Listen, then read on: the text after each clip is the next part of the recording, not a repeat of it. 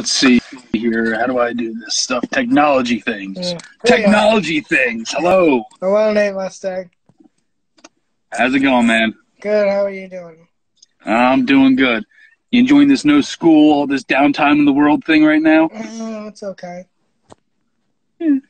Yeah. Yeah. So I mean, have you been outside? Have you been, especially the past couple days? Yes, It's been beautiful out. Yes, I've been riding my That's bike a good. lot and walking. That's good. I know a lot of people that they just hide inside, and it's been terrible. I've been trying to be out there as much as I can, channeling my inner Viking, if you will, Yeah. and being outside, enjoying the outdoors. So, how what am I going to start with? What are you looking forward to in UWC? And UWC, Right? UWC has been a crazy mess for me over the past couple months. To start off, I have my once-time best friend Kirby turning on me in the championship match.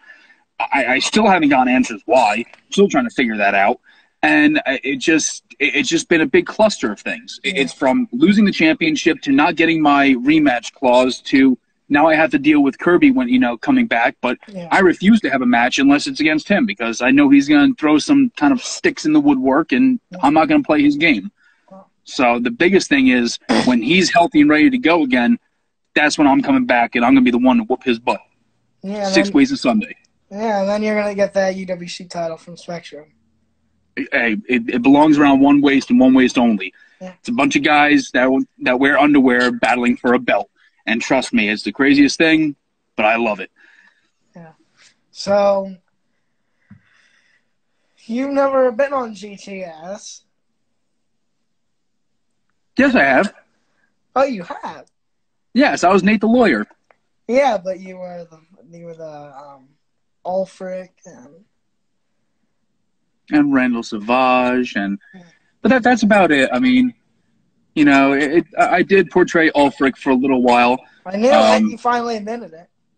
Well, yes, of course. I mean, it's a difficult time and subject because Ulfric can't come back. Ulfric is not able to come back. Yeah.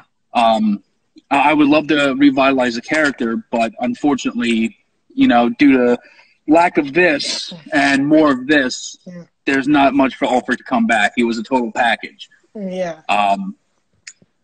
But it's difficult too because you're trying to portray somebody who doesn't speak. Yeah, that's hard. That's where it's the hardest thing is there's no voice for that person. There's a voice that comes out through me, but there's no intelligible voice. Yeah. I mean, what was it like playing Ulfric? It was probably the most challenging thing I've done because you've seen me as Nate Mustang, and you've seen me as a character who, is myself. Yeah. Nate Mustang is myself. And to be Ulfric, it's a complete different turn of events now because you're trying to be someone that you're not, but also still be who you are. It's like taking a little piece of who you are and putting it under a magnifying glass for the world to see. And that's what I wanted to give to Ulfric. And I think I was able to portray it well enough with the quirkiness that he was able to do and the silly antics him and Wampus got into. Yeah, but other than that, I mean, there was the one time, it was probably my favorite event that we did with the Haunted Van. And as Wampus and I are walking away, you have Pete Corvus walk up behind Wampus and I and go, "Hey, baby, how you doing?" And I turn around and he's like, "Oh, dear God," and he runs away. Yeah. That was probably the most favorite because that was something that is, it's natural. That no one said anything about that. He thought I was actually a girl walking with Wampus, because of the hair. So I'm gonna leave that one on Pete Corvus to come back and talk about. I know. I have to get him on here one day. That's gonna be funny. So, what about your other character, Randall McNosey? Is that Randall McNosey? Randall McNosey was the reporter. If you didn't know, I actually have a degree in literature. I wanted to be a reporter when I was a young guy. I actually started off in the wrestling business as someone who would do the same thing that you're doing. I would interview the wrestlers after the show. But that was also during a time where we didn't have smart cameras or video or anything like that. I had a pen and paper.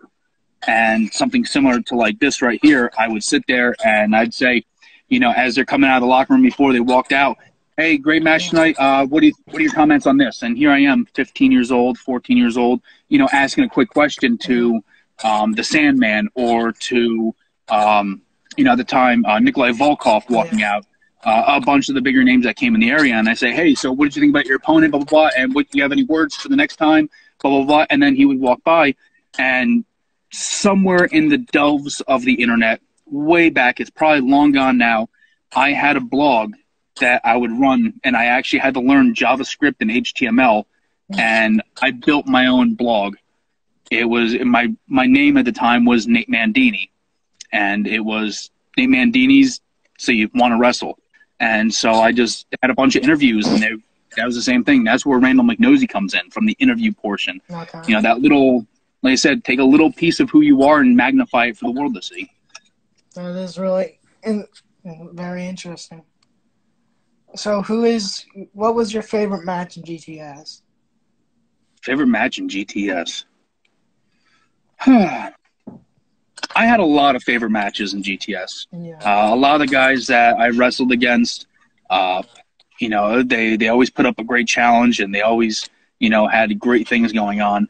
I would say one of my favorite matches had to be, I don't think I was even involved in the match. One of my favorite matches had to be when, I think it was either Doo-Hop or somebody had Giant Leather chasing him around. And Giant Leather had his girlfriend over in the corner. And Ulfric started staring down his girlfriend. And then, you know, and then that little thing, of course, you know, anytime that, you know, the Easter egg hunt that we did, the Easter egg hunt where Ulfric tries to blow his war horn and nothing happens and the Easter egg pops out. I don't even know how, honestly, I don't even know how that got in there. I legitimately tried blowing it, and somebody must have hit an Easter egg in there when I wasn't looking. And I went and blew on it, and nothing happened. I was genuinely confused of why this wasn't working. And then that's when I tapped it, and I felt something heavy, and I was like, what is this thing? And I pop it out, and oh, where did this come from? Other than that, you know, I have to say that the best of the best had to be the original match where it was Ulfric jumping into the hardcore scramble with Oliver Closed-Off, with Manabo, and a few other of the guys. And I think, what's his name? He was the Castle guy. Matt Castle. Yeah, there you go. Of course. You feuded for him with the IC title. Yep. In the first warehouse. In the first warehouse, and I have to say probably the absolute best thing, the claim to fame for Ulfric is always giving a thumbs up.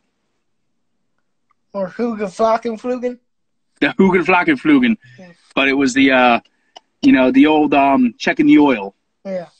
You know, that was always a funny thing to do, and I think a lot of people really enjoyed that. And even today in the wrestling world, a lot of people that I work with and a lot of people that I still wrestle with, they still beg me to bring back Ulfric just so I can give people the thumbs up. So, who's your least favorite GTS wrestler? I don't really have one. I don't have one. Every one of them has their own sense of charm. Every one of them brings something different to the table. And each one of them, at least the ones that, because I haven't been around in a while. Yeah. And unfortunately, I haven't been able to watch as much. So a lot of the newer guys, unfortunately, I really don't know. But a lot of the people that were there when I was first going through GTS, and even up until before I actually left for Iceland, a lot of the people there, you know, everyone has their own niche. And everyone has their own place in GTS. And it's not that they weren't my favorite or they were, you know, or I resented them or disliked them. It's just that, you know, everyone, we were a bunch of guys that were willing to beat each other up and wanted to beat each other up, you know. So everyone, you know, if anything, out of everyone, my least favorite was whoever I was facing off against that day, because every single time, I can't tell you how many times I got punched in the teeth. I'm just thankful I have a beard, because with the big beard, people would swing for the chin. They'd go right through the beard and miss the chin. Yeah. If I didn't have the beard, I'd be getting hit in the chin a lot. So that's why this has kind of made a comeback after a couple months. Yeah, so what did you think of the storyline with your last match at Groomania and Prodigy? Do you like that storyline? Or? Yeah, it was a solid storyline. Solid storyline. And it was nice to be involved. It was, I was thankful that I was be able to go back and enjoy the atmosphere of GTS again. And, I think that it was, just in general, I love how tenacious Grimm is. Yeah. And I love how he never gives up. And he's John Cena 2.5. He's because he comes in and he doesn't give you that hustle, loyalty, respect stuff. He just says hustle and respect, because he shows how in any kind of circumstance he's going to continue on. He's still going to make things happy. He's still going to have shows. He's still going to have everybody watch. He's always going to have content for everybody. Even during this time of crisis, he has, that time, like he's still putting out content, and he's still keeping everything relevant. Grimm, I give him so much respect. Yeah, that's incredible. The angle I had at Grimmomania last year, I was so thankful that I was able to find the time and be able to be part of it again. Yeah, that was a fun match. It was. Maybe not the Prodigy, really. I mean, you were more funny with the lawsuit at the end. Oh yeah. Well, I gotta say too, he didn't sign anything. If anything, out of that whole storyline, my favorite part of that whole storyline was where it was myself and Prodigy against Chini and Francesca, because Chini and Fran, they've come so far, and I give them a lot of blessings. And I'll tell you, it's just, the time of working with them for that match, everything was solid, everything was nice, and Chini was just, inside and out, the guy is just a very admirable and very pleasant individual, and I would say, if anything, his best quality about him is the fact that he's very approachable and he's very friendly, but he's very serious about the work he does. Yeah. Same with Francesca. She is very serious about the work she does, and she's very serious about perfecting her skill, just as Chini is. And if anything, these two are going to be two very big up-and-coming people in the next year or two. They're going to go places. So, Pete, I started this new thing where people ask me questions. You want to ask me questions? Okay. So if a train leaves Chicago at 35 miles an hour, and it's at 3 p.m., all right, and the train leaves Philadelphia at 45 miles an hour, and it's 2 p.m., at what point in time will they intersect when it's 185 miles distance? What? The answer is purple. We all know that answer. Look, even the guy Eat It Yeah said it's purple. No, I didn't. I know he didn't. Well, okay, so. Wait, there's someone asked the question. What was your name in GTS? It says Eat It Yeah. My name in GTS was Randall McNosey. Or? Can't you tell by the nose? Can't you tell by the nose? The thing, because, every morning I like to smell of coffee all the way in Brazil. Okay. So, But here's a question for you. Out of all of the shows that you've been to, because I know you've been to a lot of different shows in the area, a lot of local, a lot of more distant, out of all the shows, what has to be your favorite show? Really, right now, it's really FOW has really been exciting. Good. And UWC's right up there, too. They're great, too. I mean, Lois gave me an interview job when this is over, so I'm excited for that. Absolutely. My own station. Cletus is doing the same thing. That's awesome. Congratulations. Thank you. And I mean, the first two shows were really good. The tournament was good. for the title. Absolutely. The tournament was for FOW. The tournament was a very fun show, and it showed a lot of. If you don't mind me interjecting, no, that's fine. It showed a lot of the talent that is in this area, and not just by saying, okay, here is, two legends of the ring going against it, or two guys that can really up and fly and go crazy. Mm-hmm. You have guys of different styles working together, and you have a bunch of guys of different styles in the ring doing what they do best and making things that are, like a high flyer against a tank. You don't really see that much. When you do, it's very lopsided. It was a very good show. So, overall. What was your favorite match in that tournament? In that tournament, hands down, my favorite match in that tournament had to be Jeffrey Bravo against Jake Rucchio. Who's that? Jake Rucchio, he's he wrestles at UWC as well. Really tall, skinny guy. He's part of the fraternity. No, you mean Jake Curcio? Curcio. Sorry, Curcio. I'm not Italian. I don't know. Yeah. Look, like I said, a little piece of Ulfric comes out because I don't know how to talk. Yeah. But yeah, absolutely, those two guys put on one heck of a show. Yeah, I also thought the next show that they did, I thought Curcio and Bale did a great match too. Oh, absolutely. Curcio, Bale, when they had, there was that Fatal 4-Way the first show. Yeah. Where you had, it was Pete, Lance, Bale, and Jay. And it was Jay, yeah. I love and, that. That was actually, I believe there was it was Manabo, because they have a crew that was doing commentating. Kirby, and Manabo, and I forget the other one. I don't know him that well. He's gonna kill me for Bandana on his head. I've never seen him wrestle. Come on, you know this. I don't know. Forget his name. Philly Madison. Oh, what's his name? His name is Philly Madison. He's the king of the bookmarked. He's over at. He's actually one of the guys for UWC. UWC. But, he's the commentator for them. Yeah, but sometimes it's this other guy too that I'm thinking of. He wears a bandana. I'm not sure. I forget his name. I'm not sure. But yeah.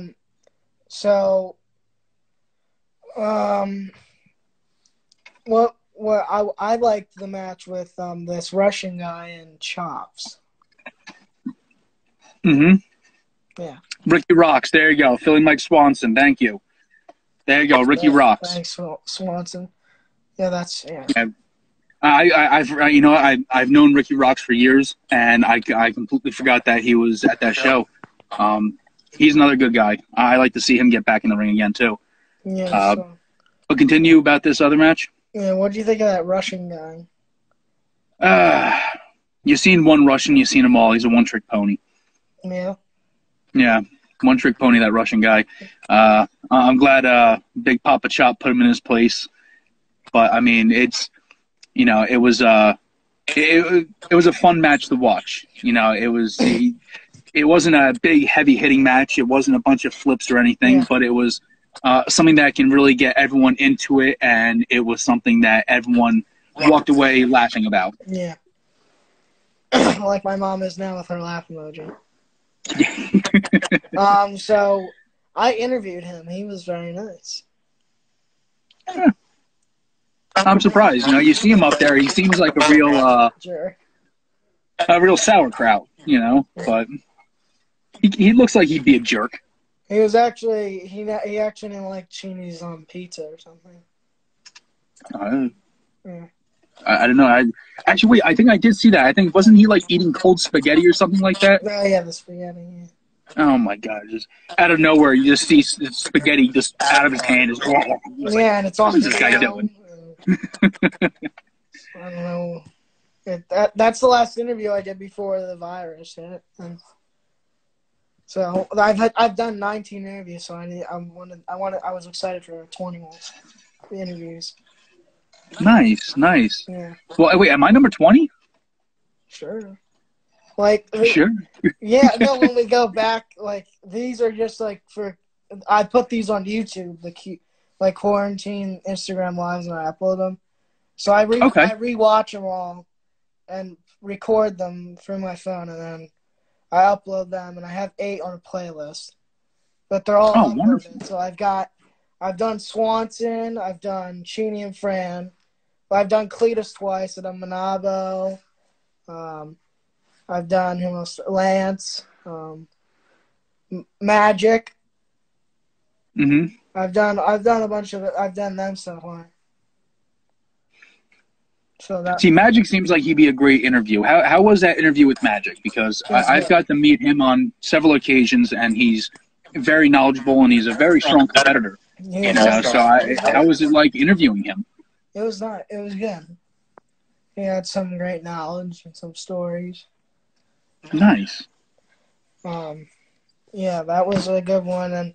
But these, I don't count these outside the ring, but when I get back, maybe I'll have you as 20 at UWC. Oh, okay, yeah. You know, if you don't count these outside the ring, that's fine. I mean, that's why it's a little more, you know, personable because, I mean, heck, I'm in my basement. Yeah. So. Yeah, I mean, so, did you have any more questions for me? Like we were sort of... Oh, geez. You know, I can ask you a million questions. No. Like, for instance, let's see. What grade are you in? I'm in 11th. 11th grade. Yeah, okay, right. So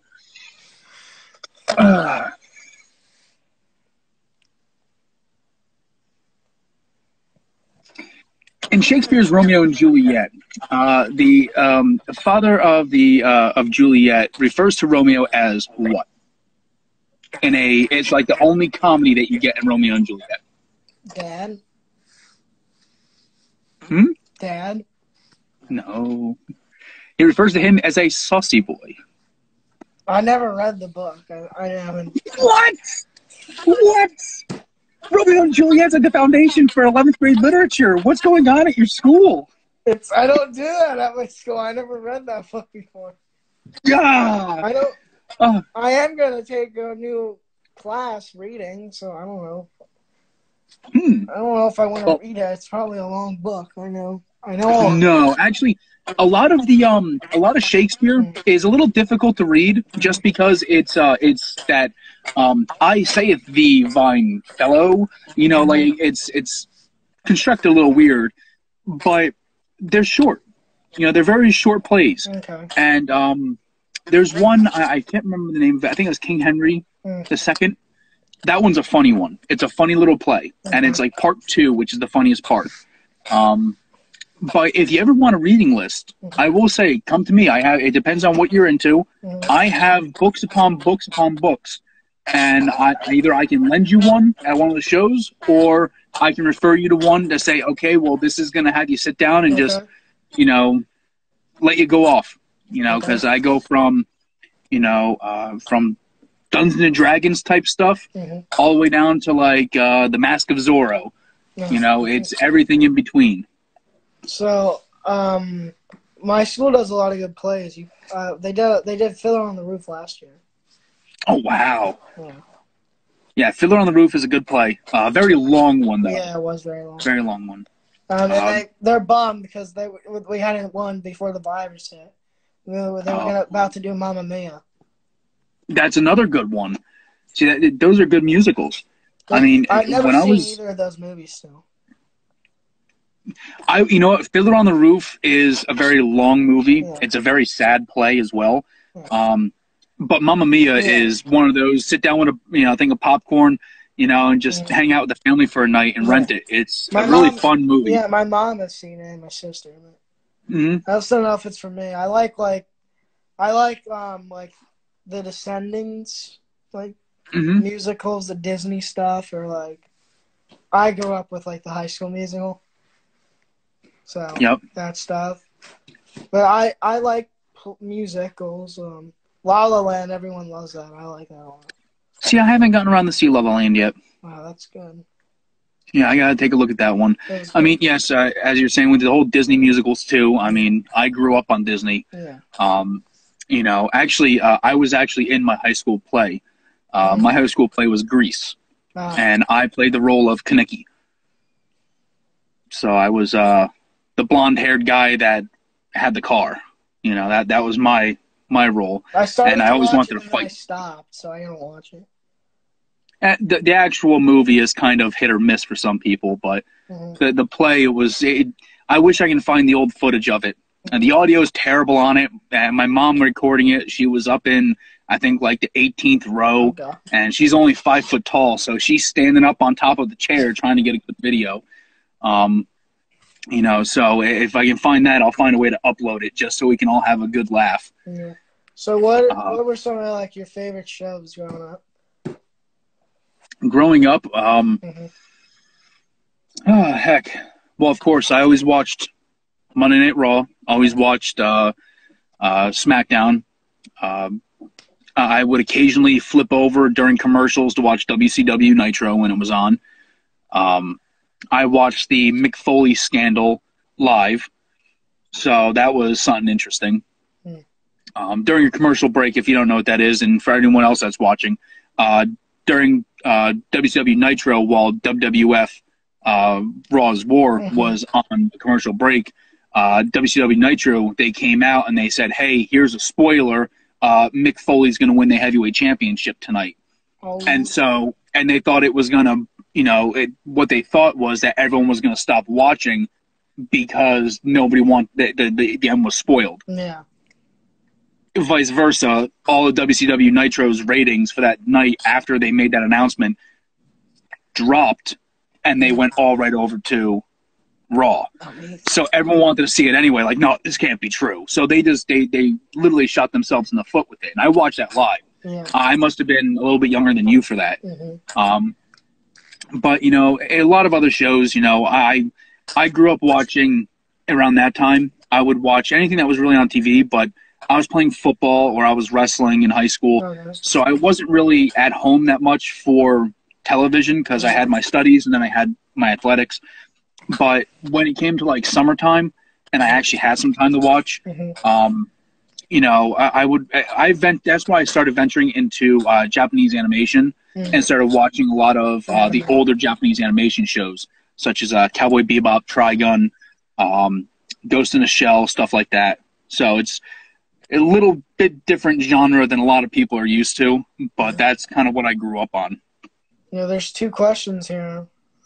Let's see. Hey, Nate Mustang, please will you tell Graham to follow me on Instagram? I wish I had that kind of pull, brother. Unfortunately, I don't. You're going to have to ask him yourself. Why do you not wrestle anymore on GTS? Honestly, it comes down to time constrictions, distance from locations of where they're filming.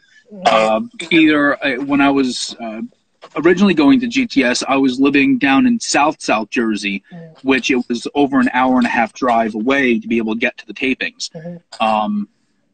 Turn that around, now I'm back in North Jersey, and since I'm in North Jersey now, it's still like an hour and a half to be able to get to some of the locations that they're taping at. So it's plus on top of that, I have a full-time job. It's, you know, I'm trying to make ends meet, especially in this time of crisis.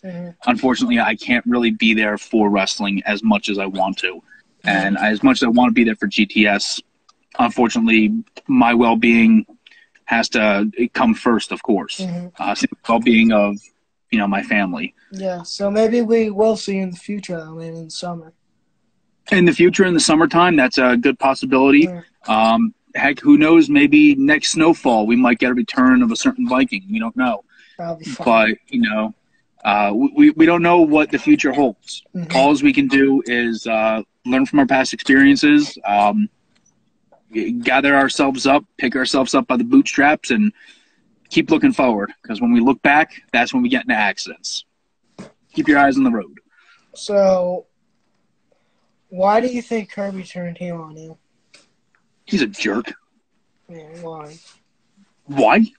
Well, when I approached him about it, he said it wasn't him, it was the Lost Boy, which to me is a scapegoat of him saying, no, Nate, I'm not jealous that you're the heavyweight champion. I don't want to be champion. In other words, he's very jealous, and he was just sick of me having the spotlight and him not getting it himself. Yeah, I guess he really snapped when he lost the Spectrum and you came out, I guess. Yeah, he wasn't too happy about that. No. Neither was I, though, because there's a lot of things going on with that match that, there's a lot of outside interference. Oh, yeah. Jake Cage, yeah, Mr. Black. I mean, and that's one thing that I've been meaning to bring up to Joe Rules, is the fact that there's so much outside interference, and we only have George Panaha. Yeah. Or Panaha. He's the only referee, and he's so easily distracted. Yeah. Now, there was another referee there, Sergeant Jimmy Storm. Hey, the guy was a sergeant in the Army. He had attention for detail. If you tried to try and pull the wool over his eyes, he was quick on it. And the thing is with, like, say, George, if someone like, say, Jake Cage presses up against George and says, hey, listen, I'm going to push you down, George kind of backs away. He's a big guy, but he's not that big. Jimmy Storm didn't back down for anybody. The Sarge, he would stand tall. You push the Sarge, he's coming right back at you with another shove. I've never seen We need more. Yeah, we need. You have to go back into the archive and find videos from him. He was there last year for a little bit and the year before. Yeah. Well, we need him back. He sounds like we need him right now. We do. We need a good referee, because at this point there's so much outside interference. That's why all this stuff was happening. And that, honestly, if anybody is going to be placed to blame on this one, it has to be, the refereeing staff. Yeah. And also for when we were asking for a reversal on the verdict, how Joe Rules, the presiding commissioner, didn't want to enforce that. Even though you have the owner, Lois, yelling at him to reverse everything and to say, hey, listen, this is what's going on. This isn't right. And then, of course, Joe Rules is like, no. This is how it's going to be. This is how it stays. I think Joe Rules has kind of gotten a little, had a couple too many drinks of the old power thirst, because he's getting a little high and mighty in his britches himself, Mr. 500, So then I knew when that last show, I knew something. I knew he was going to turn heel. I just felt it. Well, I wish you could have warned me about it, because no one else did. I go out there. I'm like, I got this in the bag. This is easy. All of a sudden, I get up, and all of a sudden, boom, there goes my chin. And once again, I had the beard for a reason, so people would miss. He knows me well enough not to miss. He knows where my chin is. Yeah, but this time, I yelled it out loud and said, I knew it. Little late, but I did remember hearing that. But I think it was a little too late. I think I was kind of on the verge of unconsciousness. Yeah, I think I told you that he was going to turn heel or something. I thought I told you. If you did, it was my own arrogance. It was my own arrogance that blinded me. And I knew when he was talking to my sister, I knew he sounded like heelish. I would never turn on Nate. Oh, geez. I was like, yeah, sure you wouldn't. Sounds like a lie to me, Kirby. Then he broke his foot. Just for kicking you. Actually, I feel bad for him. Yeah, I really do. That sucks. He actually tore his ACL. I know. I can't. So he's doing better. He's on crutches, not in a wheelchair anymore. Well, actually, from the last I've heard, is that he's finally off crutches. Oh, that's good. Which just means he's able to walk around, which means that I can, since me being the person I am, I have full capability of knowing that he doesn't have crutches. And because of that, I don't have any malice that if he comes around me, that I'm going to hit him. There's two things you don't do. You don't hit a man you don't hit a person in a wheelchair or on crutches, and you don't hit a man with glasses.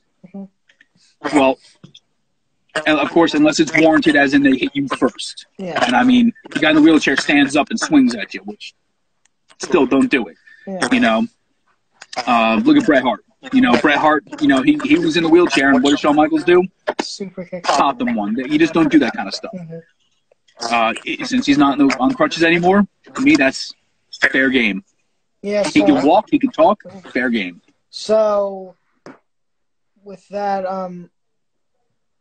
Well, they should get like a stipulation when the match happens. As in what?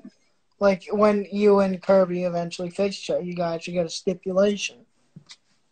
What, a last man standing? Well, no, maybe winner gets a title shot. Oh. I mean, once again, that goes up to Joe Rules, but Joe Rules, like I said, has been a little devious himself as of lately, and I don't know why. Is he turning heel? I don't think he's turning heel. I think, like I said, him being PWI's number 500 2 decades ago is he's still riding that horse around. Yeah, I can't believe Kirby is the hardcore champ still. And he was Where? On GTS. He really? Yeah, and he was on crutches doing it. He beat Kurt Bale, rolled him up, and won with crutches and walking very slowly, gingerly. And he's still the hardcore champ. He never lost it. I don't know why he's the hardcore champ. He's injured. No one's gonna beat him. Because no one can hit a man on crutches. You know, as dastardly as Kurt Bale can be sometimes, he still has a small sense of honor in him. And that honor is a certain code amongst men to where you don't do certain things. Yep. And I'm pretty sure it was Kurt Bale. It could have been Joey Angelo. I don't know, but it was somebody.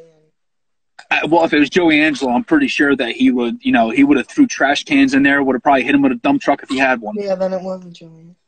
Forget. The hardcore title goes so fast, I don't even remember who held it. Because that title's a fast title.